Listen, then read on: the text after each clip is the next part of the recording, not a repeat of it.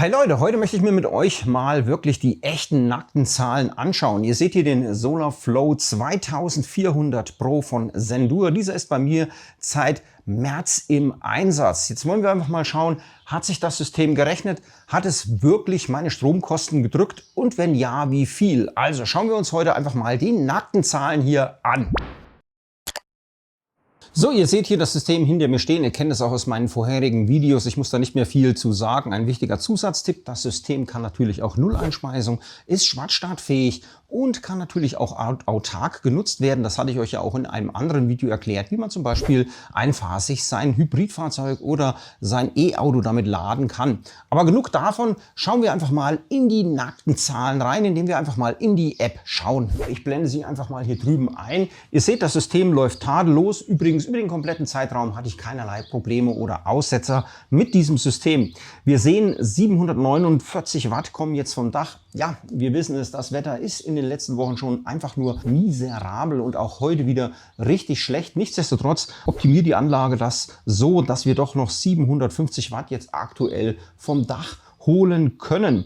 Ganz wichtig, diese 750 oder 760 Watt reichen eigentlich für mich komplett aus, um hier alles autark versorgen zu können. Wir sehen, aktuell verbrauchen wir hier ziemlich wenig Strom und somit sind wir hier voll top ausgerüstet. Wir scrollen einfach mal in der App nach unten. Wir sehen, ich hatte es im März in Betrieb genommen, das System. Da lief noch nicht ganz so viel. Deswegen war im März noch nicht so viel erzeugt worden. Da hatten wir auch noch nicht so viel Sonne oder die Sonne hat noch sehr niedrig gestanden. Und ihr seht natürlich hier dann in den nächsten Monaten, wie hier meine Solarerzeugung deutlich angestiegen ist. Ein wichtiger Punkt, den ich hier noch mit anmerken kann: Viele von euch werden die Anlage wahrscheinlich auf Nulleinspeisung einstellen, was natürlich bedeutet, wenn die Akkus voll sind und nichts mehr im Haus abgenommen wird, regelt die Anlage die PV-Module runter. Das könnte hier diese Werte drücken. Aber wollen wir denn wirklich den Strom für den Stromerzeuger erzeugen und ihn dann ins Netz einspeisen, um das Netz unnötig zu belasten? Hier stelle ich dann lieber doch Nulleinspeisung ein. Wir schauen mal kurz in den aktuellen Tag. Wir klicken hier auf Tage und wir sehen, heute ist es jetzt auch nicht ganz so knackig gelaufen. Das Wetter ist einfach nur miserabel. Was heißt das nun in nackten Zahlen? Wir scrollen mal etwas nach oben. Der aktuelle hier eingestellte Strompreis liegt bei 37 Cent. Wichtig bei dem Strompreis: Hier müsst ihr ein bisschen aufpassen, was ihr alles mit einrechnet. Es gibt den nackten Strompreis. Das ist dann immer das, was bei eurem Stromanbieter unten Cent je kWh dasteht. Und den echten Strompreis, den muss man sich meistens erst berechnen, denn hier kommen dann meistens noch Grundgebühren, Zählergebühren und ähnliches obendrauf. Aber ich gehe mal hier nur von dem Standardstrompreis aus. Dieser liegt in Deutschland zwischen 30 und 40 Cent im Durchschnitt. Es gibt natürlich auch günstigere Anbieter. Wir sehen jetzt hier über die, sagen wir mal, rund 3 Monate habe ich jetzt ca. 200, sagen wir mal rund 70 Euro hier gespart, an Strom gespart. Das ist doch schon ein richtig guter Wert. Wenn man das grob runterbricht, wäre das pro Monat fast 100 Euro, die ich hiermit zurückholen konnte. Und die richtige Saison steht auch noch erst vor der Tür. Dann knallt es dann so richtig. Natürlich im Herbst und Winter wird es etwas weniger, aber mit der Anlage seid ihr hier gut aufgestellt. Diese ist nämlich auch dementsprechend in der Lage, in kälteren Zeiträumen auch ordnungsgemäß zu funktionieren, denn dieser hat auch ein Heizsystem. Wir sehen auch einen ordentlichen CO2-Beitrag haben wir geleistet. Wir haben hier über 300 Kilogramm CO2 schon gespart. Und reine Stromerzeugung, seht ihr, hier waren es rund, ich runde es einfach mal auf 680 kWh. Das ist doch schon mal eine ganze Menge.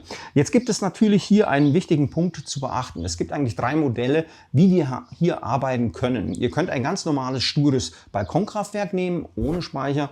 Dieses hat einen riesen Nachteil für euch. Wenn ihr dieses nämlich benutzt, habt ihr den schönen Strom, den ihr mittags zum Beispiel erzeugt, wenn die Sonne kracht, wie Henne, sage ich einfach mal.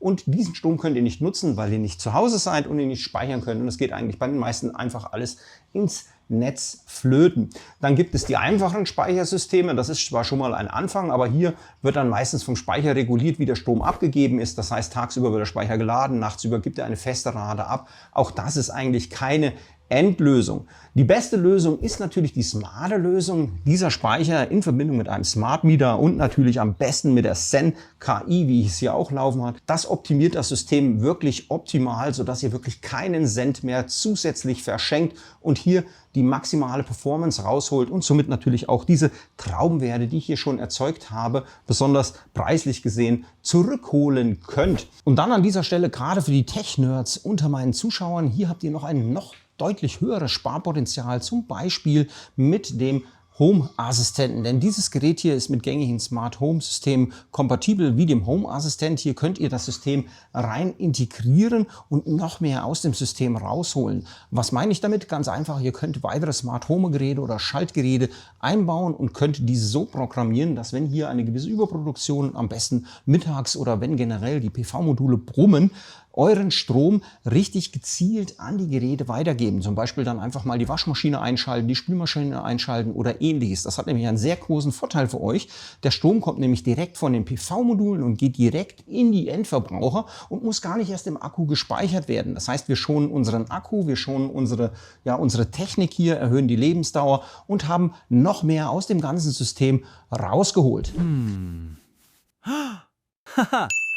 Kommen wir zu guter Letzt zu einem kleinen Fazit. Wer jetzt im Sommer nochmal richtig schön die Stromkosten drücken will und sein Balkonkraftwerk richtig hoch optimieren will, kommt hier um die Solarflow-Serie nicht herum. Das System läuft stabil und hat genau die Ersparnis erbracht, die ich mir hier natürlich auch erhofft habe. Und übrigens, wenn ihr jetzt zuschlagen wollt bei dem System, zum Prime Day gibt es jetzt richtig fette Rabatte. Die Aktion ist übrigens dieses Jahr auch in 2 Phasen eingeteilt. Die erste Phase läuft bis zum 30. Juni und die zweite Phase bis zum 15. Juli. Denn wichtig, die Angebote und Gratisgeschenke in diesen beiden Aktionen unterscheiden sich. Daher ist es natürlich auch sinnvoll, hier vielleicht die ganze Geschichte mal im Auge zu behalten.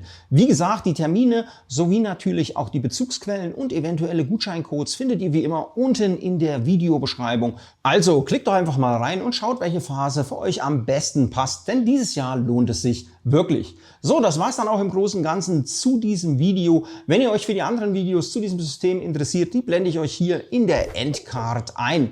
Übrigens, hat euch mein Video in irgendeiner Form gefallen oder weitergeholfen, würde ich euch um einen Daumen hoch bitten.